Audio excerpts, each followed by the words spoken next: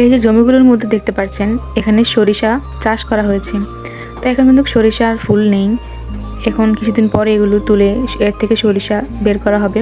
এই দুটা জমির মধ্যে সরিষা চাষ করা হয়েছে। এই দেখেন আমি এখানে একটা ফুল পেয়েছি সরিষার। আর সরিষার পাশের ক্ষেতে কিন্তু ভুট্টা চাষ করা হয়েছে। দেখেন আস্তে আস্তে কিন্তু ভুট্টা বড় হয়ে যাচ্ছে। সচরাচর সব হয়তো আমরা হলুদ সরিষা ক্ষেত দেখেছি, সব জায়গায় কৃষকেরা কিন্তু হলুদ সরিষা ক্ষেত করে থাকে। এই যে ফুলগুলো দেখতে পাচ্ছ এগুলো হচ্ছে সাদা সরিষার ফুল। জানি না তোমরা এর আগে পরে সাদা সরিষা ফুলগুলো দেখছো কিনা, কিন্তু আমি এই প্রথম দেখছি, তাই তোমাদেরকে দেখালাম। এই দেখো এখানে যে বীজগুলো দেখতে পাচ্ছ এই বীজগুলোর মধ্যে কিন্তু সরিষা হয়ে থাকে। এবার বলো তোমাদের কাছে কি হলুদ সরিষার ফুলটা বেশি সুন্দর লাগে নাকি সাদা সরিষার ফুলটা বেশি সুন্দর লাগে? অবশ্যই কমেন্ট করে বলিও।